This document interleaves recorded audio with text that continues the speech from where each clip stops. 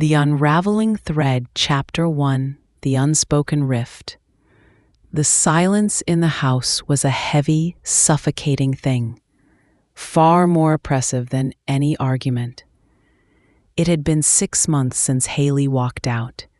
6 months since the shouting match that ended with a slammed door and a gaping wound in Elizabeth White's heart.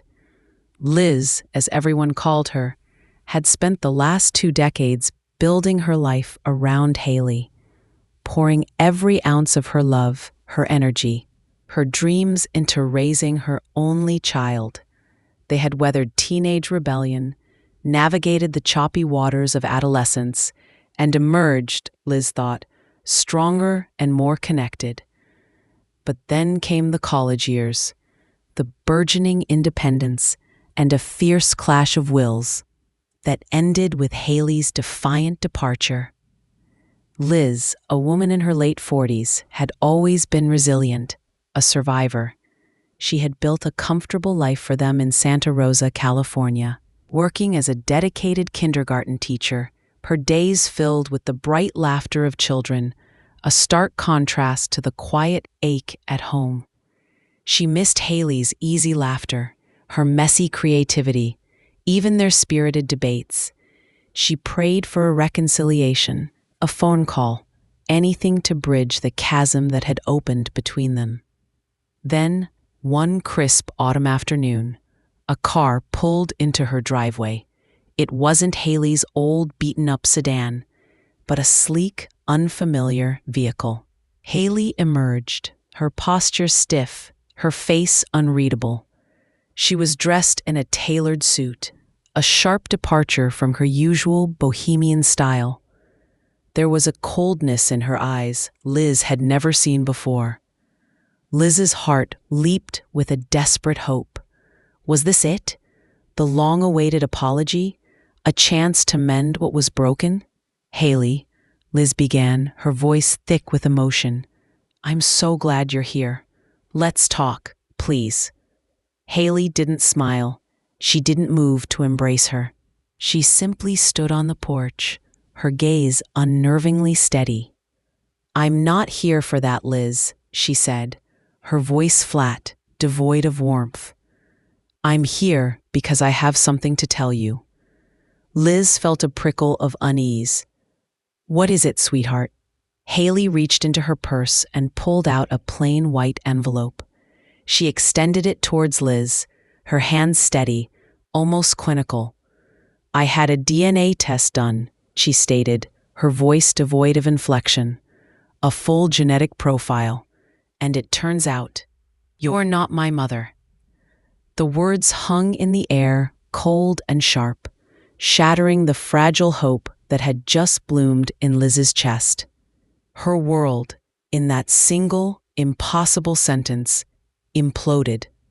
Not her mother?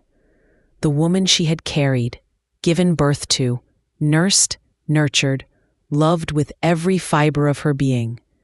The sheer absurdity of it sent a wave of dizziness through her.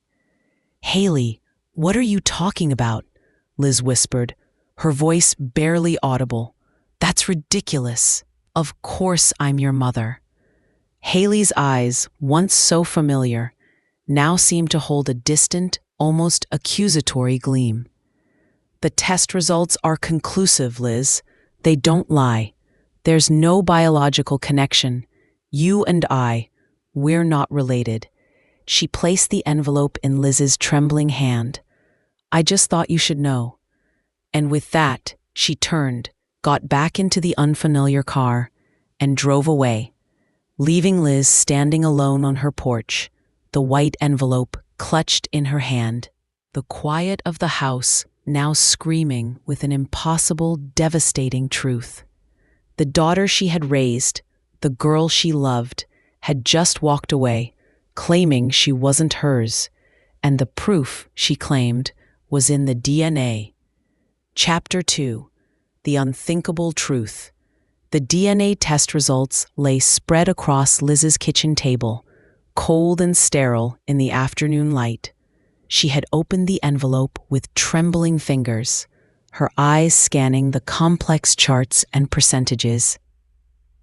Her mind refusing to comprehend, but the conclusion, stark and unequivocal, glared back at her. Probability of maternity, 0.00%. She called the laboratory immediately, her voice tight with suppressed panic. Dr. Alan Gray, the geneticist listed on the report, answered. Liz, trying to keep her voice steady, explained the situation, the shock, the impossibility. Miss White, Dr. Gray said, his voice calm, professional, yet empathetic, I understand this is incredibly distressing, but our tests are highly accurate. We analyze thousands of genetic markers. A 0% probability means there is absolutely no biological relationship between you and the individual tested. But that's impossible, Liz cried, her voice cracking. I gave birth to her. I remember every detail. The pain, the joy, holding her for the first time.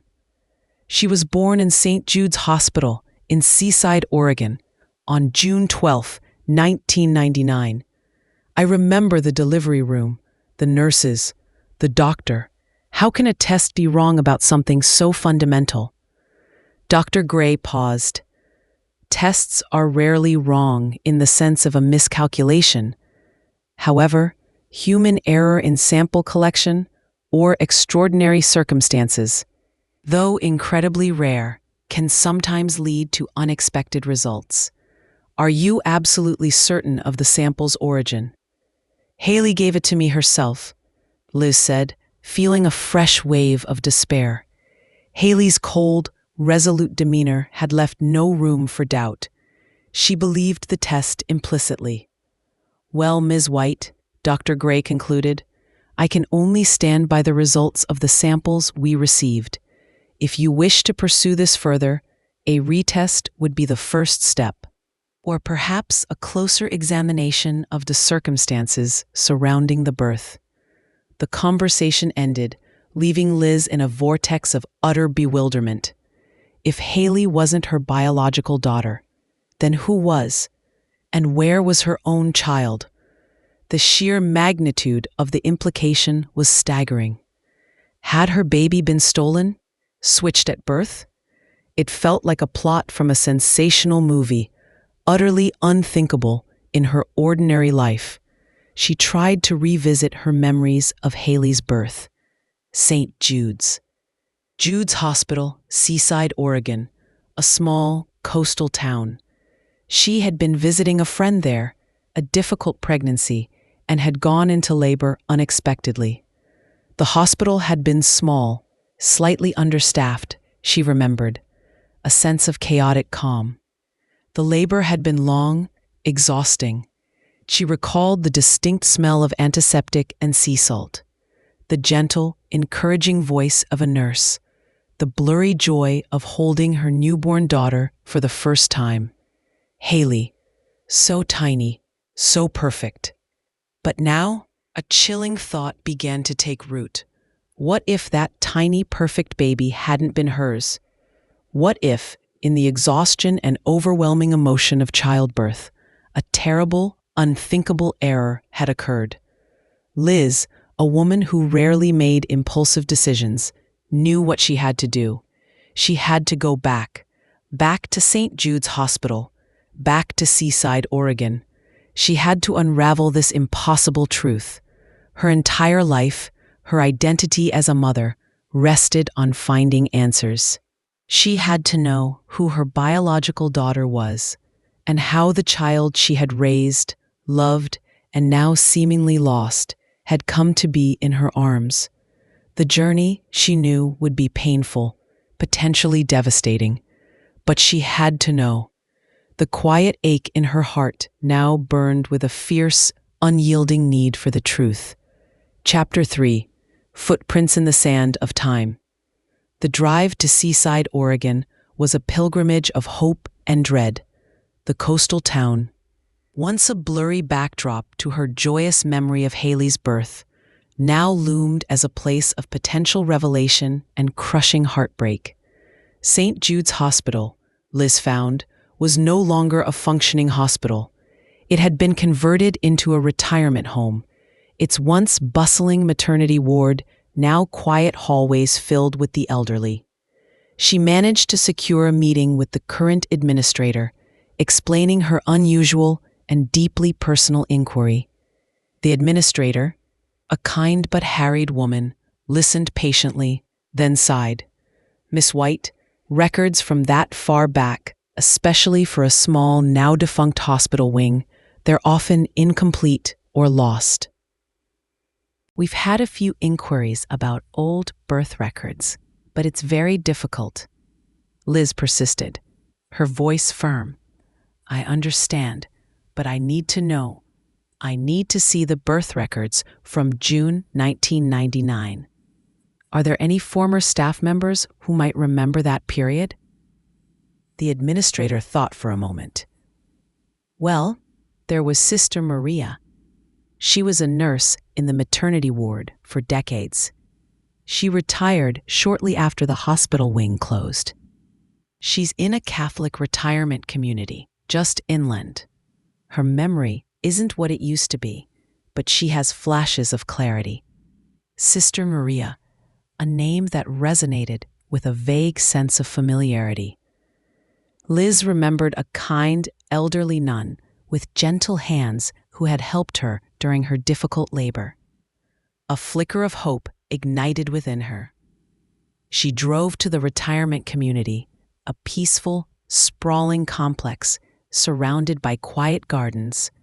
Sister Maria, frail but with eyes that still held a spark of warmth, sat in a sunlit common room, knitting.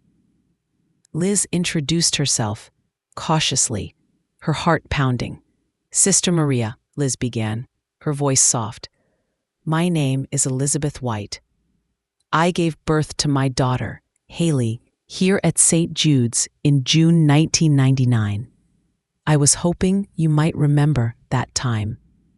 Sister Maria paused her knitting, her gaze distant, then returning to Liz. "June 1999. A busy month, I recall. So many babies. A blessing, always." She smiled faintly. "You were the young woman with the difficult labor. Very determined. I remember you." A surge of relief washed over Liz. She remembered her. "Yes, that was me.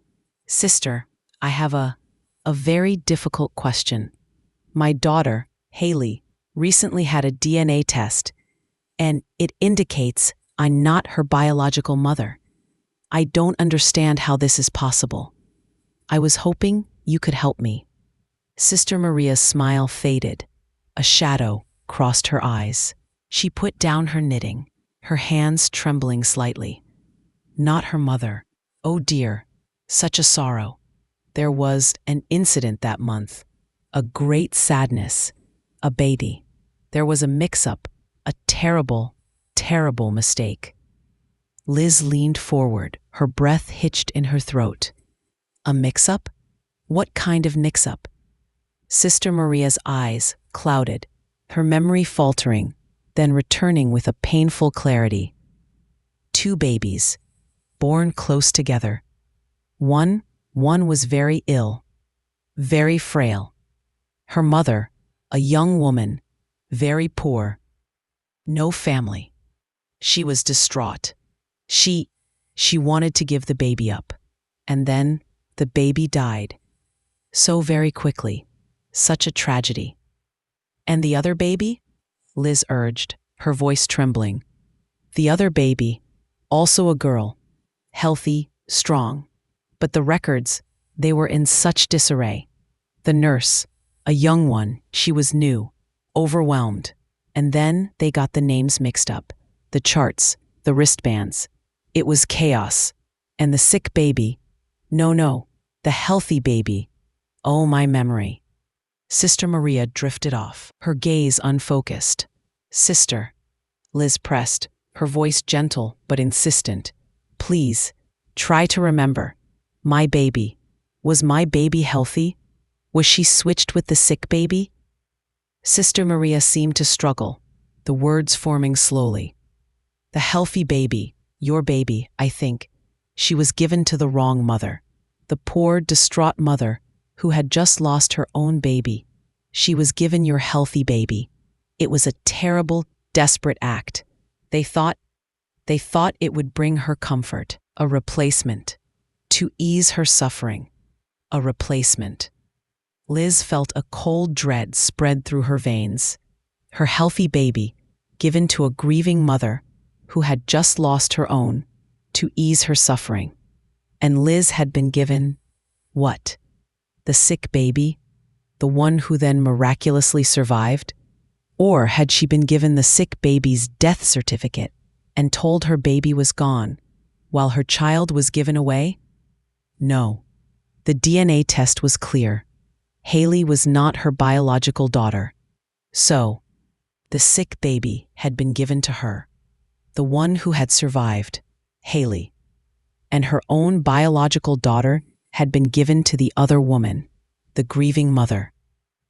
"What was the other mother's name, sister?" Liz asked, her voice barely a whisper.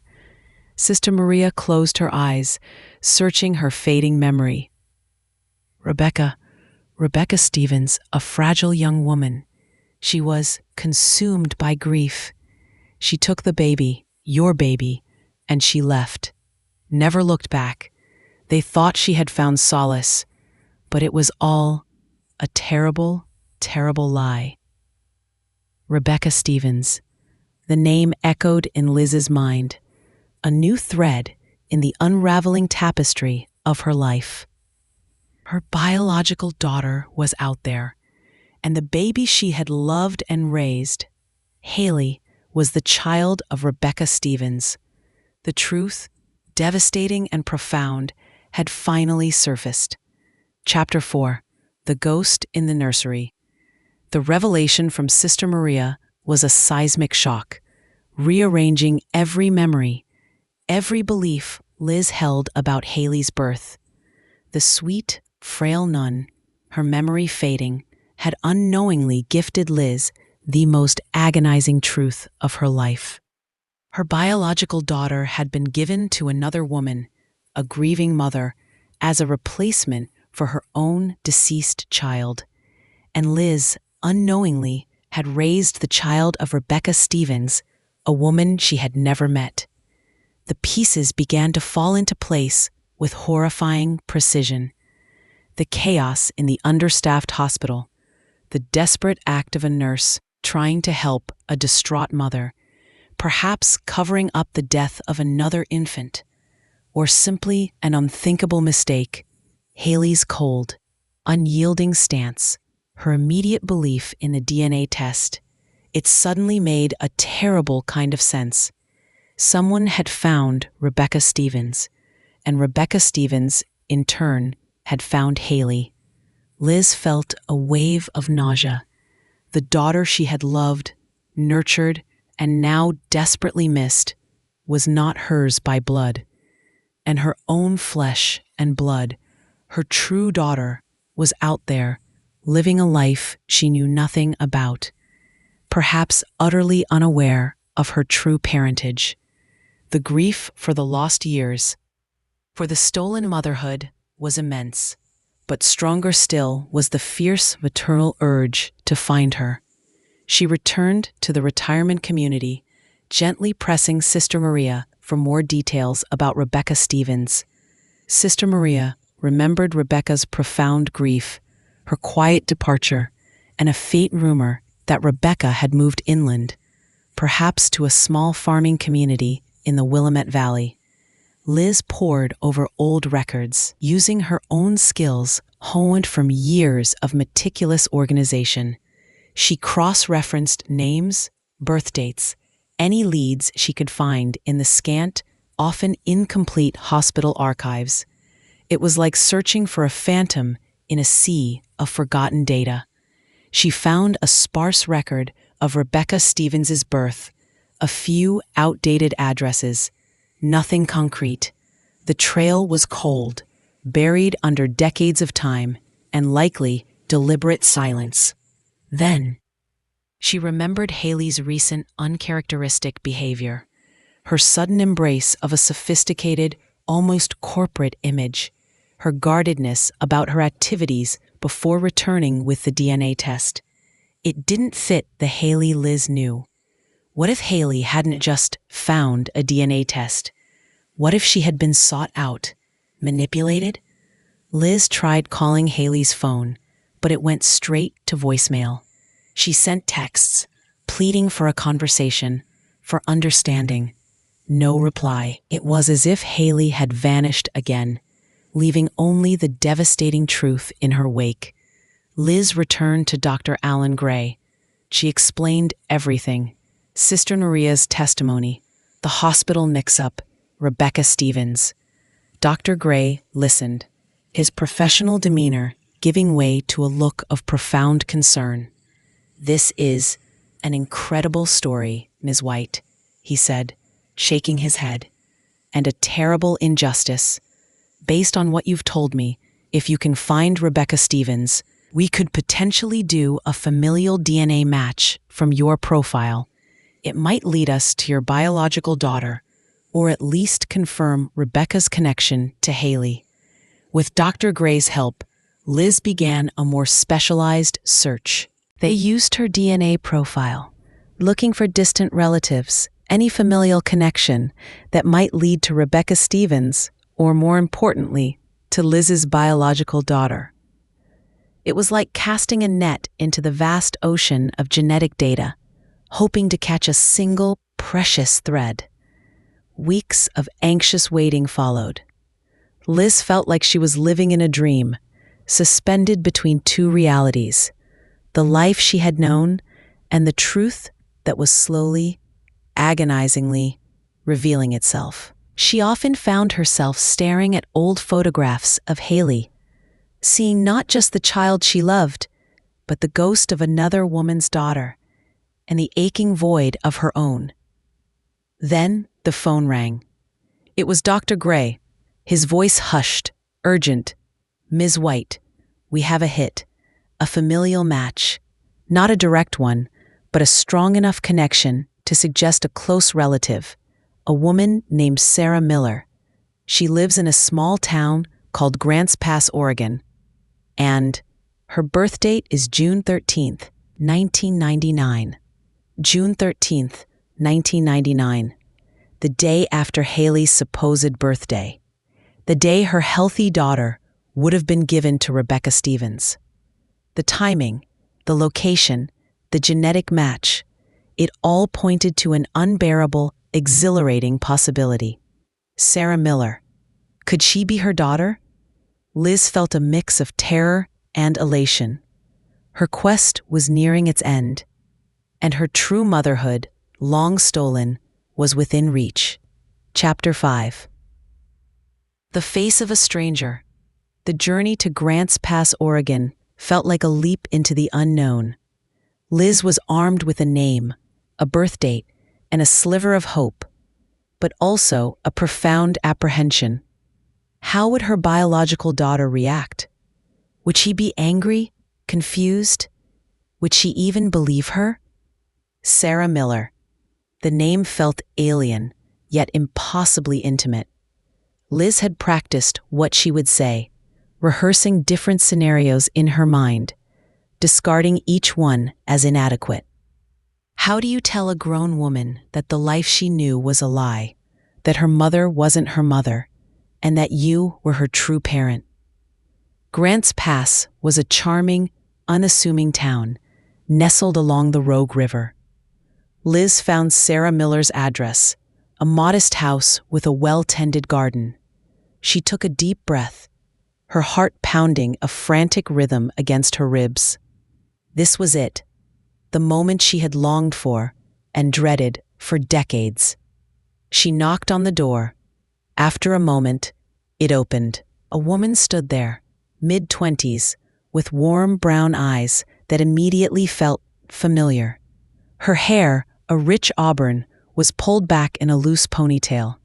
She had a scattering of freckles across her nose and a kind, questioning expression. She wasn't a mirror image of Liz, But there was a subtle curve to her smile, a certain tilt of her head that echoed Liz's own features. "Can I help you?" the woman asked, her voice soft, friendly. Liz swallowed, her throat suddenly dry. "My name is Elizabeth White," she began, her voice trembling slightly. "And I believe you might be my daughter." Sarah Miller's eyes widened, a flicker of disbelief, then alarm, crossing her face. I think you have the wrong house. My mother is Mary Miller." "Please," Liz said, her voice urgent. "Just hear me out. My daughter, Hailey, recently had a DNA test, and it revealed a mix-up at birth. I believe my biological daughter was switched with another baby at St. Jude's Hospital in Seaside, Oregon, in June 1999. And my biological daughter, I believe she was given to a woman named Rebecca Stevens." Sister Maria, a nurse from that hospital, remembered the incident. Sarah Miller's face went pale. "Rebecca Stevens?" she whispered, her voice barely audible. "That was my mother's maiden name, before she married my father." She looked at Liz, her eyes filled with a dawning, terrifying comprehension. "My mother, she died when I was 5. My father raised me." The words hung in the air, a devastating confirmation. Rebecca Stevens was Sarah Miller's biological mother, the woman who had been given Liz's healthy baby. And Hailey, the daughter Liz had raised, was Rebecca's. The truth was unraveling, piece by agonizing piece. Sarah Miller, stunned, invited Liz in. Liz explained everything, meticulously, painfully. The impossible DNA test, Hailey's cold revelation, the journey back to St. Jude's, Sister Maria's fragile but precise memory, the details of the baby switch, and the genetic match that led her to Grants Pass. Sarah listened in stunned silence, her face a mask of disbelief and profound sorrow. "My mother, Rebecca, she never spoke of this. She always told me my father was a widower who had lost his first wife and baby, and she had raised me as her own. She was so kind, so loving." The irony was not lost on Liz. Both she and Rebecca Stevens had unknowingly raised each other's daughters, believing them to be their own, both showering them with love. The deception, whether deliberate or born of tragedy, had profoundly impacted two families. "My mother died too young," Sarah continued, tears welling in her eyes. "I always wondered about her, why she seemed so distant sometimes, so sad. She had just lost her own baby," Liz explained gently, "and then she was given a replacement. It was a desperate act, perhaps, born of unimaginable grief." The weight of the truth was immense, a heavy burden for Sarah to bear. Her entire identity, her understanding of her family, was shattered.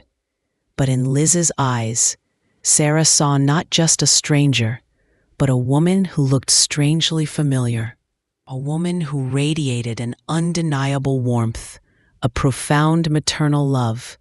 The DNA test, which had initially been a weapon in Hailey's hand, was now a bridge. Liz offered to do a new test, a conclusive one, between herself and Sarah. Sarah, numb but with a dawning sense of connection, agreed. The results, a few weeks later, confirmed what they both now knew in their hearts. Liz was Sarah Miller's biological mother. The thread, so long lost, had finally been found. Chapter 6. The Unraveling of the Web. The confirmation of Liz and Sarah's biological connection brought a bittersweet blend of relief and profound sorrow. They were mother and daughter, bound by blood and an unimaginable history.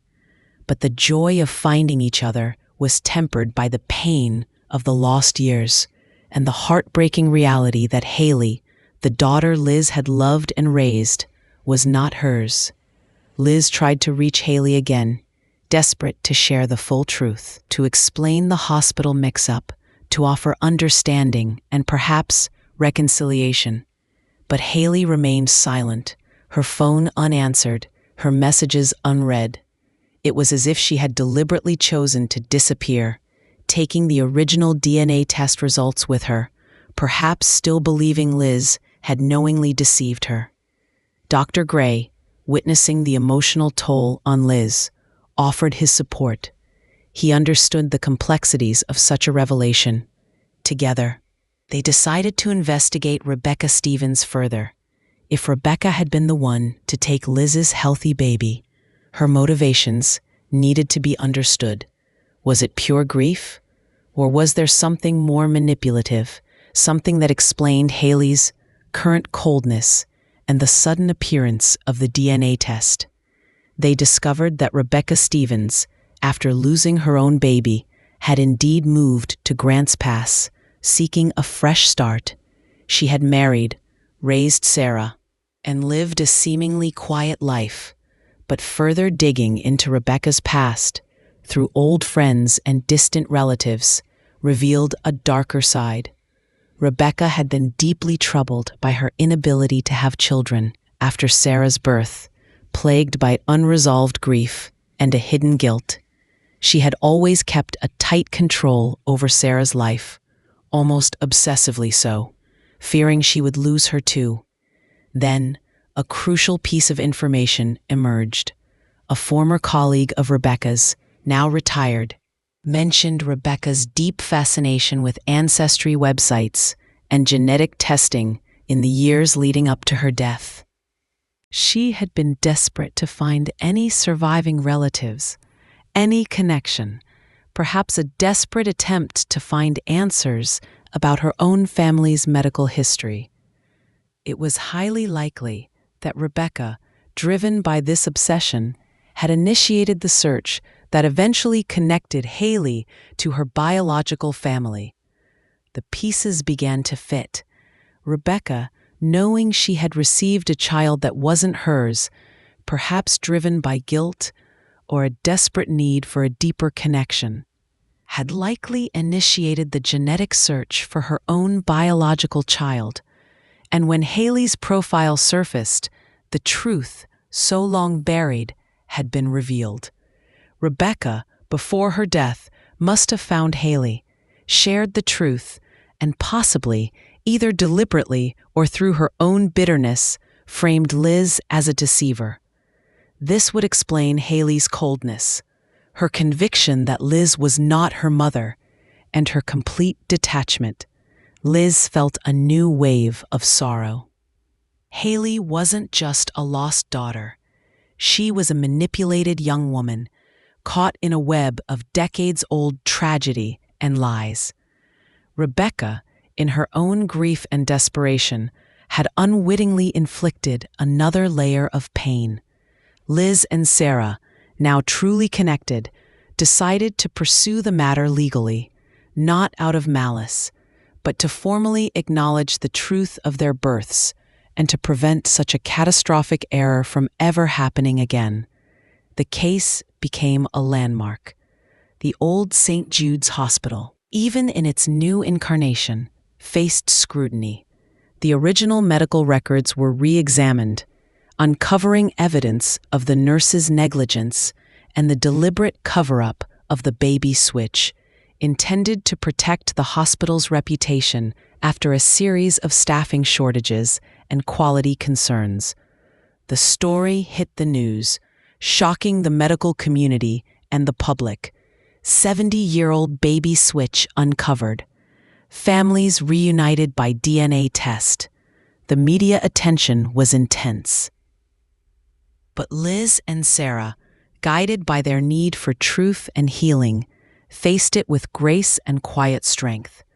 The outpouring of support was overwhelming. Other families came forward with their own stories of hospital errors, of adopted children seeking birth parents. Liz and Sarah became accidental advocates, giving a voice to those who had been silenced by similar circumstances. But the most difficult confrontation remained.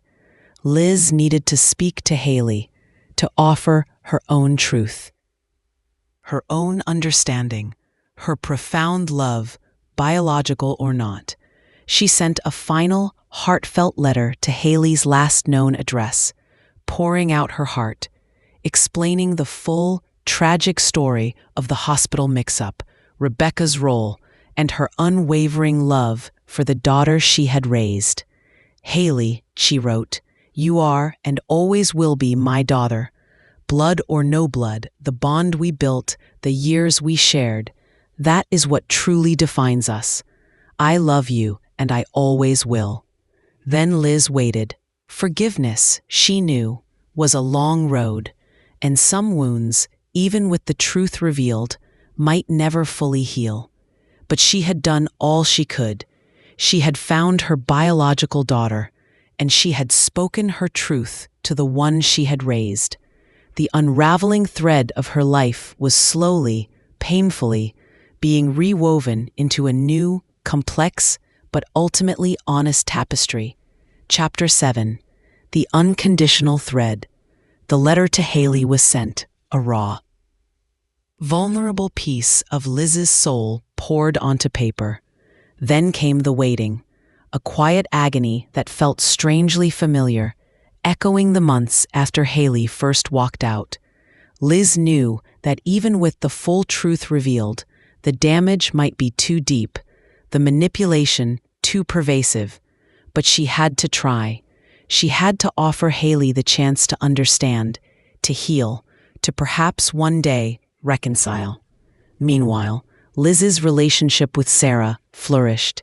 It was a unique, delicate dance of discovery. Sarah, having lost her adoptive mother, Rebecca, at a young age, was hungry for a maternal connection, for answers about her early life. Liz, in turn, found a profound joy in connecting with her biological daughter, learning about the woman Sarah had become, a compassionate veterinarian, a lover of animals with a gentle spirit that reminded Liz of her own quiet resilience. They spent hours talking, sharing stories, piecing together the parallel lives they had lived, unknowingly separated by a single tragic mistake. They discovered shared mannerisms, similar tastes in music, and a mutual love for long walks by the ocean. It was a bond that felt both entirely new and deeply, miraculously familiar. The legal battle against the now-defunct St. Jude's Hospital and its administrators was a lengthy and draining process. But Liz and Sarah, with the support of Dr. Gray and a dedicated legal team, persevered. Their case brought to light not only their own story, but also led to reforms in hospital record-keeping and DNA identification protocols for newborns.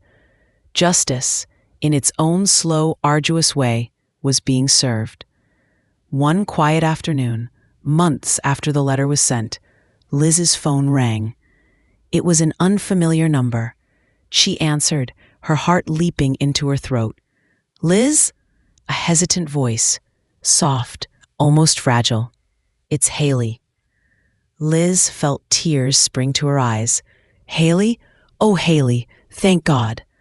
I got your letter," Hailey said, her voice still cautious, but devoid of the coldness that had defined their last encounter. "I read it, and I'm so sorry, Liz. I was so angry, so confused. Rebecca, my biological mother, she found me through an ancestry site. She filled my head with so much bitterness. She told me you had stolen me, that you kept her from me." Hailey explained that Rebecca, consumed by her own grief and guilt, had indeed sought her out. She had been desperate for a connection, for a replacement for the baby she had lost. But in her pain, she had twisted the narrative, portraying Liz as a knowing participant in a theft, feeding Hailey's existing resentment from their earlier argument. Rebecca's final desperate act was to try and reclaim the daughter she believed was hers, even if it meant destroying another woman's life. I didn't understand, Hailey continued, her voice catching. I just saw the DNA results and heard her side of the story. I thought you were a liar. I thought my whole life was a lie. It was a lie, Hailey, Liz said gently, but not the one you fought, and not one I created. We were both victims of a terrible, terrible mistake. And Rebecca, she was also a victim of her own grief. Hailey was quiet for a long moment. Can we talk, Liz? Really talk? Without anger, without accusations? Always, sweetheart, Liz whispered, tears of relief tracing paths down her cheeks. Always. The conversation was long, painful, and ultimately healing. Hailey returned to Santa Rosa, not to move back in, but to begin the arduous process of rebuilding. She met Sarah, her biological sister, and the two young women, despite their incredibly different upbringings, found a surprising kinship. They shared a common thread of a stolen past, a shared journey of identity. Liz found herself in an extraordinary position. A mother to two daughters, one by blood, one by a profound, unwavering love that transcended biology. Her love for Hailey, forged in years of shared laughter, tears, and unconditional devotion, had not diminished. It simply expanded to encompass Sarah, her biological child, whose gentle presence filled a void Liz hadn't even known existed. Their lives were not a simple, happily ever after. There were still challenges. Hailey struggled with the emotional fallout of the revelations, grappling with her identity and the complicated legacy of Rebecca. Liz and Sarah continued to navigate the complexities of their newfound relationship, building a bond from scratch, learning to be mother and daughter in a way neither had ever imagined. But amidst the challenges, there was an overwhelming sense of peace and wholeness. The unraveling thread of Liz's life had not led to ruin, but to a new, intricate tapestry. She had found her biological daughter, and in doing so, had opened a path for reconciliation with the daughter she had raised. Motherhood, she learned, was not just about genetics. It was about the profound, unconditional love that nurtures, protects, and endures, even in the face of the most unbelievable truths. The quiet kindergarten teacher, who had only wanted to mend a rift with her daughter, had ultimately unearthed a decades-old secret, brought two families together, and redefined what it meant to be a mother.